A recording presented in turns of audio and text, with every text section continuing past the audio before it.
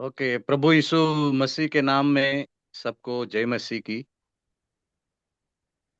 मैं प्रभु का धन्यवाद करता हूं आज की इस मीटिंग के लिए। हम प्रभु का आभारी हैं। आज तक प्रभु ने हमें संभाला और उसके पंखों के तले रखा है। परमेश्वर के वचन के लिए भी हम आभारी हैं, जो वचन इस 21वीं सदी में भी हमें मार्गदर्शन करता है, हमें प्रभु में बढ़ाता है। आज के इस कड़ी में हम लूका रचित सुसमाचार और उसका दूसरा अध्याय और 8वें वचन से मैं पढ़ रहा हूं। कृपया सुन लीजिए। लूका रचित सुसमाचार chapter 2, Luke chapter 2 verse 8 onwards. लूका रचित सुसमाचार दूसरा अध्याय 8वें वचन से। और उस देश में कितने गडरिये थे जो रात को मैदान में रहकर अपने झुंड का पहरा देते थे। और प्रभु का एक दूत उनके पास आ खड़ा हुआ और प्रभु का तेज उनके चारों ओर चमका और वे बहुत डर गए। तब स्वर्गदूत ने उनसे कहा, मत डरो, क्योंकि देखो मैं तुम्हें बड़े आनंद का सुसमाचार सुनाता हूं, जो सब लोगों के लिए होगा। आज दाऊद के नगर में तुम्हारे लिए एक उद्धारकर्ता जन्मा है, और यही मसीह प्रभु है। और इसका तुम्हारे लिए यह पता है कि तुम एक बालक को कपड़े में लिपटा हुआ और चरनी में पड़ा पाओगे। तब एकाएक दो स्वर्गदूत के साथ और स्वर्गदूत दल परमेश्वर की स्तुति करते हुए और यह कहते हुए दिखाई दिए कि आकाश में परमेश्वर की महिमा और पृथ्वी पर उन मनुष्य में जिसने वह प्रसन्न है शांति हो। जब स्वर्गदूत उनके पास से स्वर्ग को चले गए तो गड्डेरियों ने आपस में कहा, आओ हम बैतलहम जाकर यह बातें जो हुई और जिसे प्रभु ने हमें बताया है देखें। और उन्होंने तुरंत जाकर मरियम और यूसुफ को और चरनी में उस बालक को पड़ा देखा। उन्हें देखकर उन्होंने वह बात जो इस बालक के विषय में उनसे कही गई थी प्रकट की। और सब सुनने वालों ने उन बातों से जो गडरियों ने उनसे कही आश्चर्य किया। परंतु मरियम ने ये सब बातें अपने मन में रखकर सोचती रही, और गडरिये जैसा उसने कहा गया था वैसा ही सब सुनकर और देखकर परमेश्वर की महिमा और स्तुति करते हुए लौट गए। हम सब जानते हैं मत्ती रचित सुसमाचार और लूका रचित सुसमाचार में प्रभु यीशु के जन्म के बारे में कुछ अवर्णनीय घटनाओं को लेखक लिखते हैं, जिनसे उस प्रभु यीशु के जन्म के समय की बातों को हमें विस्तृत जानकारी मिलती है। आज मैं आपके सामने वो जो गडरिये थे उनकी कुछ विशेषताएं या उनके बारे में कुछ अच्छी बातें मैं आपके सम्मुख रखना चाहता हूं। पहली बात हम देख सकते हैं, दे वॉच ओवर देयर फ्लॉक्स। वो गडरिये रात में अपनी भेड़ों को संभाल रहे थे। वो जागरूक थे, सचेत थे। रात का समय सोने का है। फिर उनको मालूम है अगर वो सो गए तो उनके जो पशु है उनका नुकसान हो सकता है। इसलिए वो जागरूक रहते थे हमेशा। रात के समय में उनको सोने का नहीं था। इसलिए हम यहाँ पढ़ते हैं, उन्होंने दर्शन देखा, स्वप्न नहीं। स्वप्न सोने के समय में आता है। जब कोई सो जाता है उस समय स्वप्न आता है।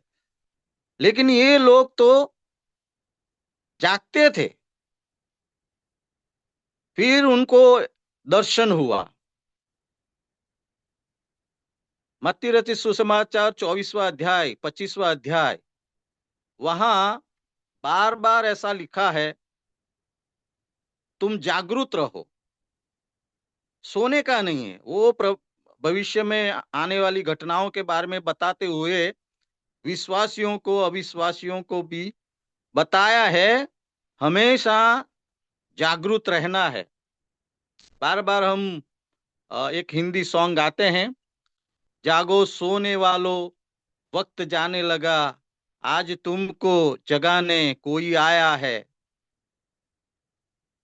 गुजराती में भी अच्छा एक सॉन्ग है, जागो जागो नर ने नार, आ तो छेल्लो छे पोकार, આવ્યો ન્યાયનો દીન। જાગો જાગો નર ને નાર, આ તો છેલ્લો છે પોકાર, આવ્યો ન્યાયનો દીન। તમે થાઓ ને તૈયાર, નહીં લગાડો ને વાર, આવ્યો ન્યાયનો દીન। ये जो चरवाहे थे वो जागरूक थे। इस 21वीं सदी में भी हमेशा जागरूक रहना, सचेत रहना बहुत आवश्यक है। दूसरी बात यहाँ हम देख सकते हैं, इन लोगों ने प्रथम प्रभु का संदेश, या कह सकते हैं they are the first people who got revelation. ये ऐसे लोग थे जिनको शुरुआत में प्रभु का दर्शन हुआ। जब प्रभु यीशु का जन्म हुआ, इनके जन्म के बारे में ये चरवाहों को, ये गडरियों को प्रथम बातों को बताया गया।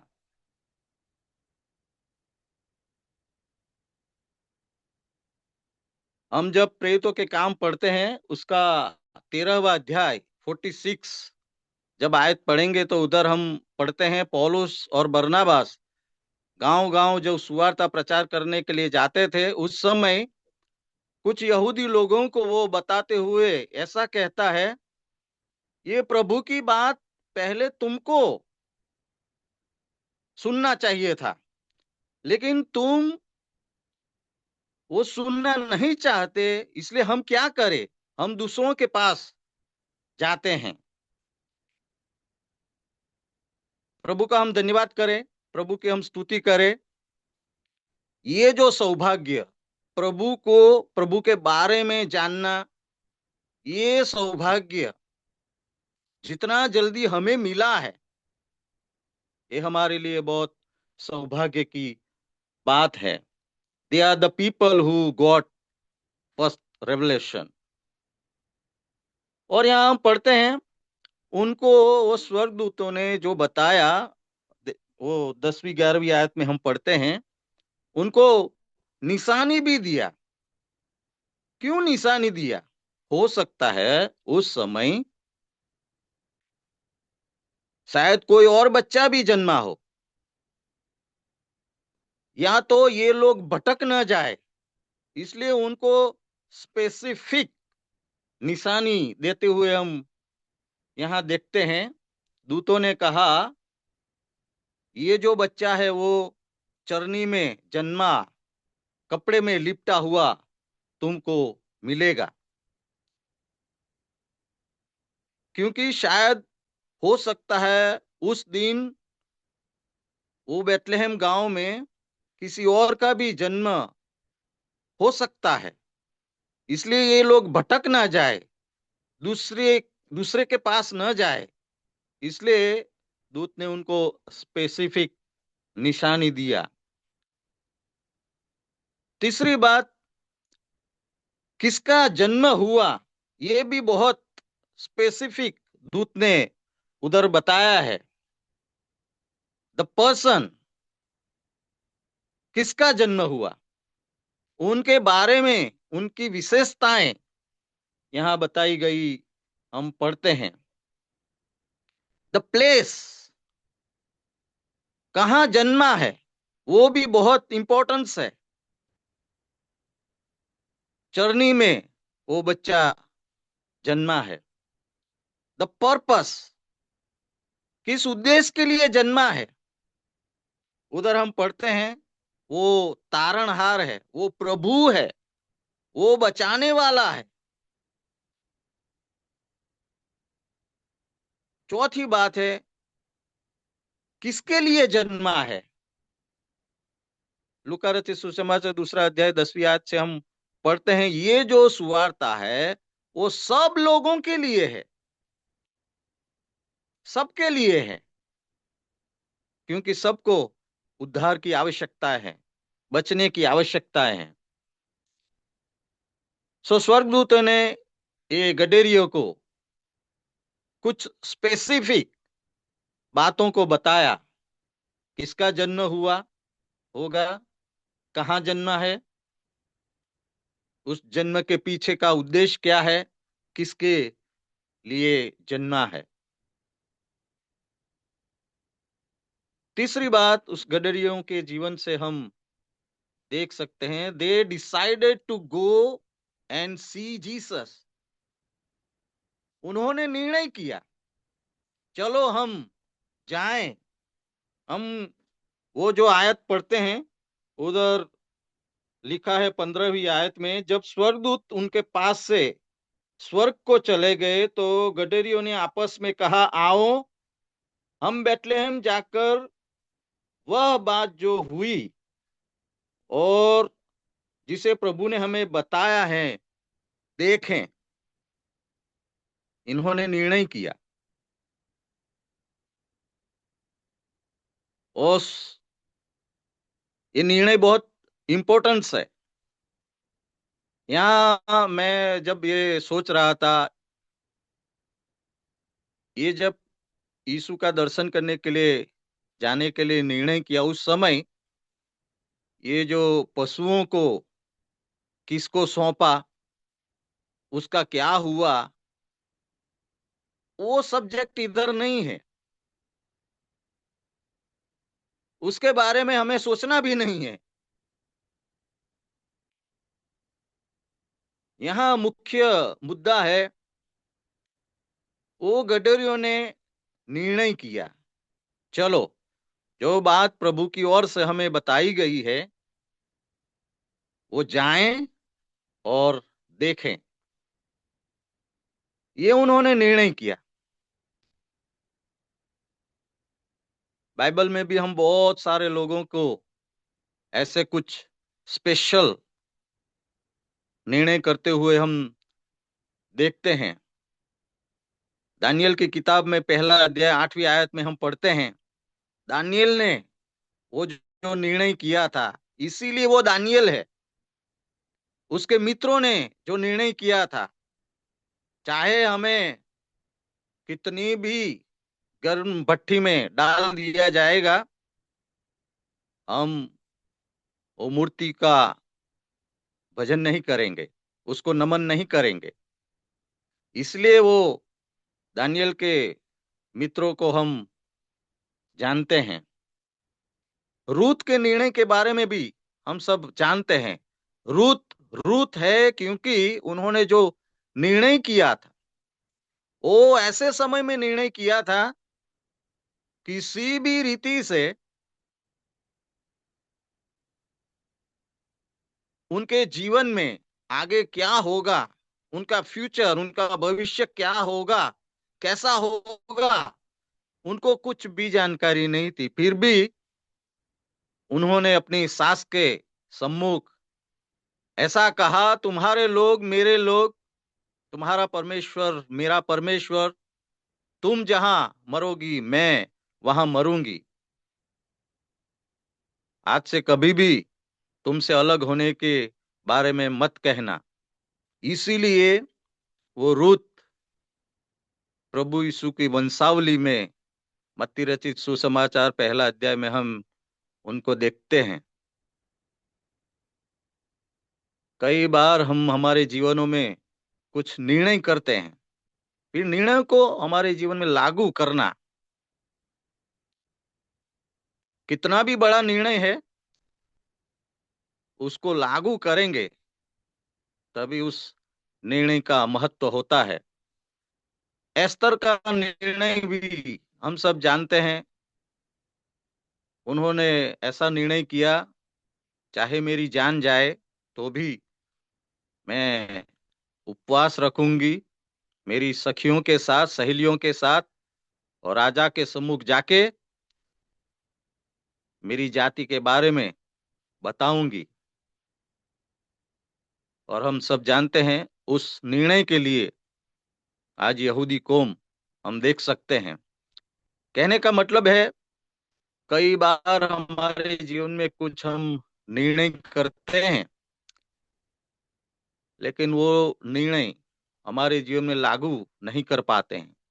लेकिन यहाँ हमने देखा, ये गडरियों ने निर्णय किया, चलो हम जाएं, प्रभु ने हमारे सम्मुख जो बातों को रखा है, जाएं देखें।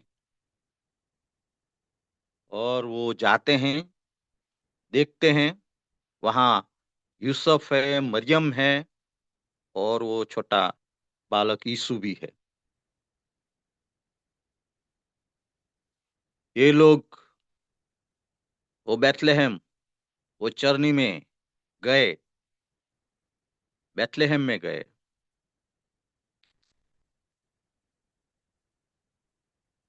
वहां गए तो यीशु को देखा। वो यीशु कौन है, उन्होंने देखा। आज यीशु को देखने के लिए बैतलहम जाने की जरूरत नहीं है, बाइबल में जाने की जरूरत है। बैतलहम नहीं जाएंगे, कोई बात नहीं, बाइबल में जाना है। जब चार सुवार्ता हम पढ़ते हैं, मत्ती, मार्क, लूक, यूहन्ना, प्रभु यीशु कौन है, कैसा उनका जन्म हुआ, उनका जीवन कैसा है, उन्होंने क्या क्या चमत्कार किए, क्यों किए, कैसे उनको पकड़ा, कैसे उनको मार दिया गया, वहां समाप्त नहीं हुआ। कब्र में से तीसरे दिन वो पुनः जीवित हुआ, स्वर्ग में गया, और उन्होंने आने का वायदा किया है। प्रभु यीशु कौन है, वो जानना है तो बाइबल में जाना है। पुराने भविष्यवक्ताओं ने उनके जन्म के बारे में बताया, उनके जीवन के बारे में बताया, उनके मृत्यु के बारे में बताया, भविष्य में उनके राज्य के बारे में बताया। बार बार मैं बोलता हूं, प्रकाशित वाक्य पहला अध्याय 3री आयत में हम सब पढ़ते हैं, આ ભવિષ્ય વચનો જે વાંચે છે, જે સાંભળે છે, અને એમાં જે લખેલું છે તે પાળે છે, તેને ધન્ય છે। लूका रचित सुसमाचार चौथा अध्याय 16-17वीं आयत में भी हम पढ़ते हैं, स्वयं प्रभु यीशु यशायाह प्रबोधक का पुस्तक पढ़ते थे वो आराधनालय में जाके। वो जो खोजा, कंदी का रानी का अधिकारी, वो रथ में बैठकर यशायाह प्रबोधक का पुस्तक पढ़ता है। क्या हमें ये परमेश्वर का वचन पढ़ने के लिए प्रेरणा नहीं देता है? कई बार हम प्रभु को, प्रभु का वचन पढ़ने के लिए समय निकालना हमारे लिए बहुत कठिन हो जाता है। एक बार मैं सुवार्ता के लिए बाहर गया था, एक सेवक के साथ बात कर रहा था। मैंने ऐसा बोला, आज का जो क्रिश्चियनिटी है, वो क्रिश्चियनिटी केवल जो संदेश सुना है, वो यीशु के बारे में जितना सुना है उतना ही जानकारी है। कोई व्यक्तिगत रीति से बाइबल पढ़ के, बाइबल में संशोधन करके यीशु के बारे में जानना नहीं चाहता। जब गांव में हम सुवार्ता के लिए जाते हैं, कुछ लोग क्वेश्चन करते हैं। क्वेश्चन करना अच्छा है, लेकिन वो क्वेश्चन उन्होंने बाइबल पढ़ के नहीं किया। वो तो इधर इधर की बातों को सुनकर क्वेश्चन करते हैं। यहां हम पढ़ते हैं, ये जो गडरिये ने डिसाइड किया, ये लोग जो दूतों ने बताया है उधर जाएंगे और यीशु का दर्शन करेंगे। पांचवी बात यहां हम पढ़ते हैं,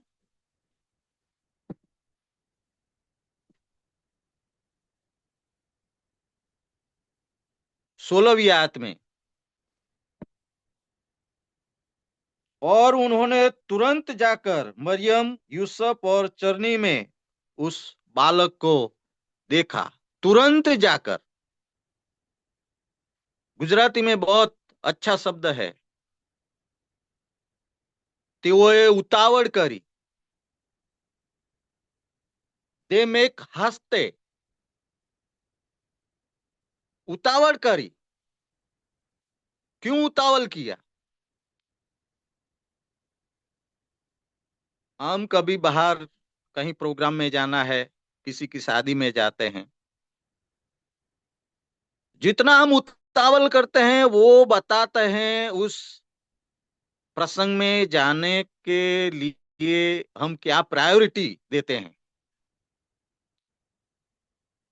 जितनी ज्यादा प्रायोरिटी, प्राथमिकता हम देंगे, उतनी उतावली करेंगे। और यहाँ ये गडरियों ने उतावल किया, उन्होंने जल्दी की, जल्दी जाने के लिए उन्होंने सोचा। हमारे जीवन में बहुत बार ऐसा होता है, दोनों ही बातों में हम बहुत उतावल करते हैं, जल्दी जाते हैं। लेकिन परमेश्वर के वचन सुनना, स्पिरिचुअल बातों में हम बहुत ढिलास रखते हैं, जाएंगे, जाते हैं। लेकिन यहाँ गडरियों ने उतावल किया।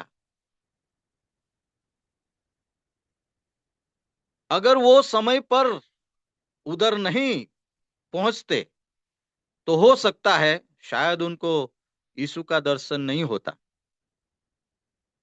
इसलिए समय पर जाना कितना इंपॉर्टेंस है।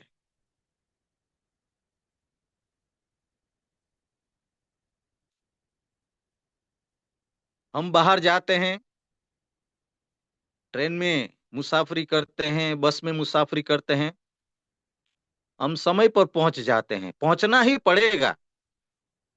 उसके लिए हम जितना जल्दी होता है उतावल करके उधर पहुंचने के लिए कोशिश करते हैं। फिर क्या, आत्मिक, आध्यात्मिक बातों के लिए क्या हम उतावल करते हैं?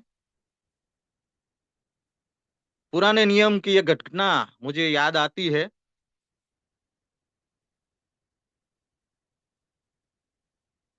वो नाबाल जब अपनी भेड़ों को ऊन काट रहा था, दाऊद अपने लोगों को उनके पास खाना लेने के लिए भेजता है,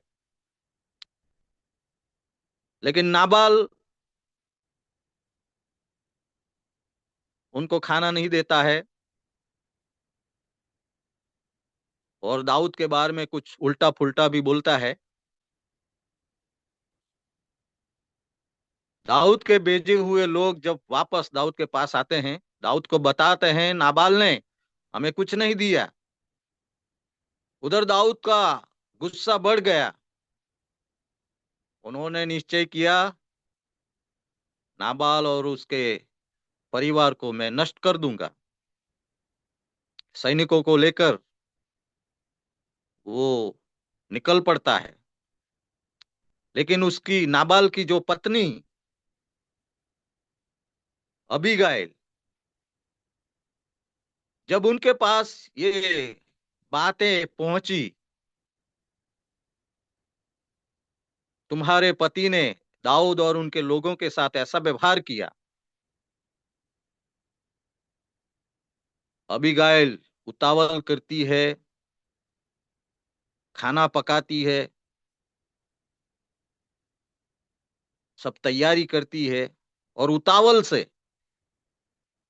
वो दाऊद को मिलने के लिए चली जाती है। बीच रास्ते में उन दोनों की मुलाकात होती है और दाऊद का क्रोध शांत होता है। जरा सोचो, वो समय पर वो अबीगाइल उधर नहीं पहुंची तो क्या होता था, क्या हो सकता था। समय कितना इंपॉर्टेंस है, महत्व का है।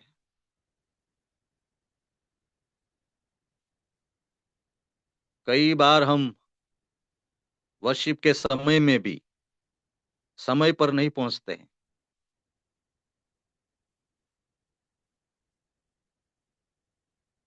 आत्मिक बातों में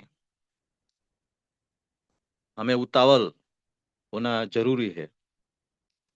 छठी बात हम यहां से देख सकते हैं, they reveal what they heard about Jesus. वो गडरिये जब वहां पहुंचे, यूसुफ को देखा, मरियम को देखा, यीशु को देखा, उन लोगों ने पूछा होगा कहां से आए, क्यों आए। उन लोगों ने बताया,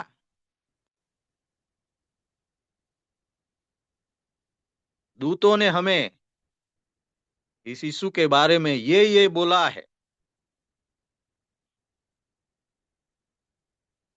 ये जो चरनी में जन्मा बच्चा, ये कौन है, उसका काम क्या है। वो सारी बातों को वो गडरियों ने उधर बताया। मैं जब ये विषय सोच रहा था, मत्ती रचित सुसमाचार दूसरे अध्याय में हम वो, गुजराती में मागी शब्द है, ज्ञानी लोग, वो जब यहूदियों के राजा जन्मा है ऐसा करके वो दर्शन करने के लिए आते हैं, वो मूल्यवान चीजों को लेके आते हैं क्योंकि ये यहूदियों का राजा है। लेकिन ये गडर ये कुछ लेके नहीं आए, हालांकि उनके पास ऐसा कुछ था भी नहीं। वो जो ज्ञानी लोग सोना लेके आए, लोबान बोल लेके आए, फिर ये गडर ये कुछ हम पढ़ते नहीं, कुछ लेके आए और उनके पास होगा भी नहीं। उनको तो बोला था जाओ देखो, फिर वो जो लेके आए वो सोना बोल लोबान से कम नहीं था। वो क्या लेके आए, वो संदेश लेके आए, उस यीशु के बारे में जो बातें लेके आए, वो ये सोने से भी कम नहीं था।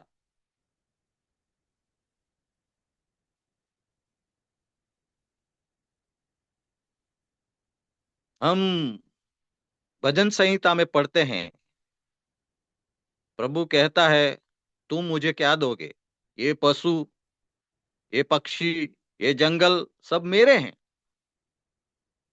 हम प्रभु को क्या दे सकते हैं? प्रभु हमारा जीवन ही मांगता है। ये गडरिये कुछ लेके नहीं आए, लेकिन जो लेके आए वो सोने से भी कम नहीं था। उन्होंने उधर जाके बताया, ये जो चरनी में जन्मा ये यीशु बच्चा सच में कौन है? प्रभु है, उद्धार करता है, दाऊद के वंश में जन्मा हुआ ये बेटा है। और आखिर में हम पढ़ते हैं, ये बातें सब उधर प्रकट किया। बाद में वो जाते थे, उन्होंने परमेश्वर की स्तुति और महिमा की, प्रभु को देखा, प्रभु को मिले, परमेश्वर की स्तुति करके रह नहीं सकते। आज भी ऐसा ही है। अगर कोई प्रभु को मिल गया, प्रभु को पा लिया, प्रभु में पापों की क्षमा को अनुभव किया, वो प्रभु की स्तुति आराधना करने से वंचित नहीं रह सकता। उनके हृदय से प्रभु की स्तुति निकलेगी, प्रभु की महिमा वो करेगा।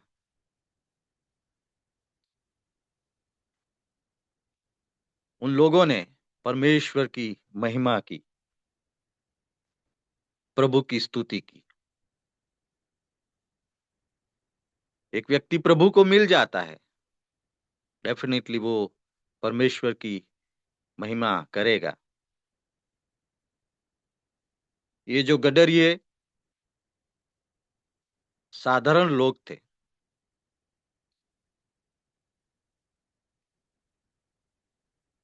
लेकिन उनको परमेश्वर ने वो जो दर्शन दिया, साधारण लोगों को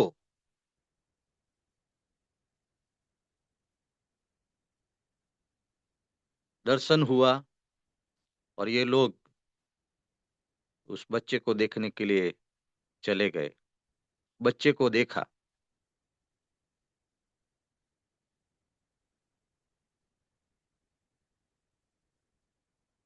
प्रभु का जो जन्म हुआ वो चरनी में हुआ, तो इसलिए कि साधारण लोग भी उधर आ सकते हैं, दर्शन कर सकते हैं। ये जो गडर ये सच में साधारण लोगों का प्रतिनिधित्व करते हैं।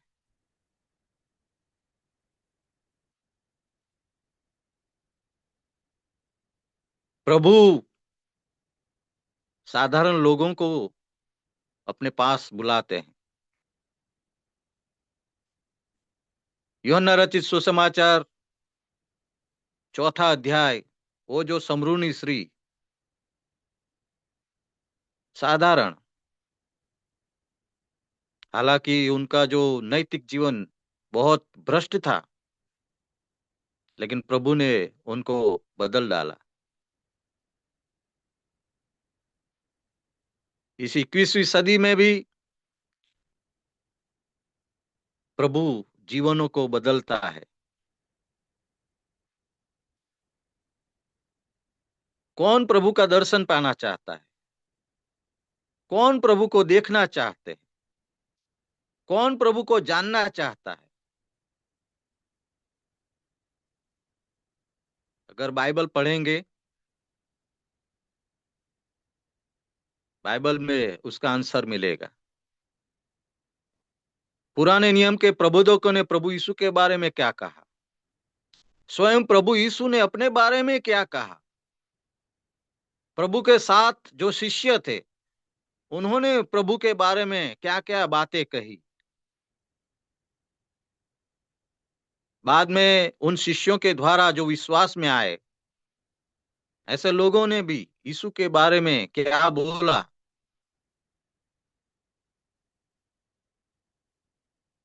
प्रभु को जानना है तो इन सब बातों को देखना पड़ेगा, सोचना पड़ेगा। प्रभु ने स्वयं कहा, मैं इब्राहिम से पहले का हूं। प्रभु यीशु ने स्वयं कहा, जिसने मुझे देखा उसने बाप को देखा। मैं बाप में हूं, बाप मुझ में है। प्रभु को जानने, वो जानने के लिए जो शॉर्टकट है वो बाइबल है, परमेश्वर का वचन है।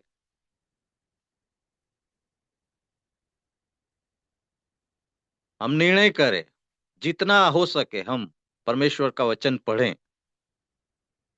केवल पढ़ना ही नहीं, सुनना और उसको हमारे जीवन में लागू करना। याकूब अपनी पत्री में लिखता है, तुम केवल सुनने वाले नहीं, पालन करने वाले भी बनना है। प्रभु का धन्यवाद करें, प्रभु की हम स्तुति करें।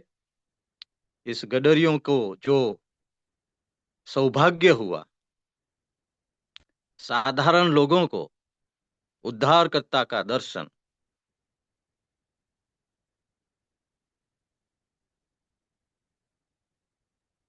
पूरे मानव जाति के बचाने वाले का दर्शन।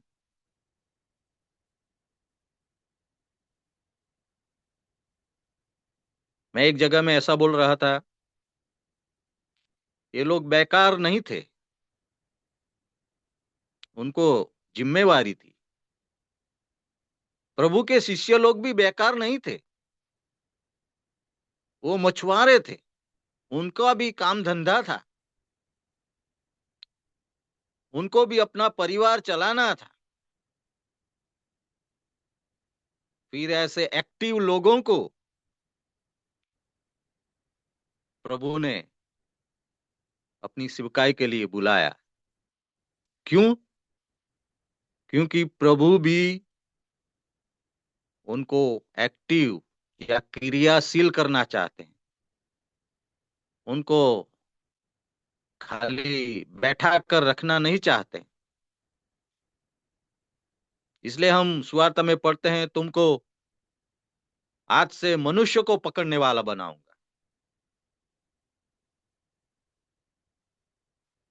प्रभु उनके लोगों को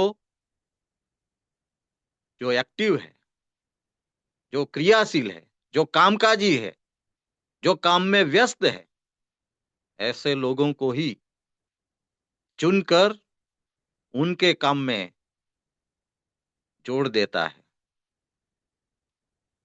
हम प्रभु का धन्यवाद करें, हम प्रभु की स्तुति करें। मैं इसलिए ये सब बताया।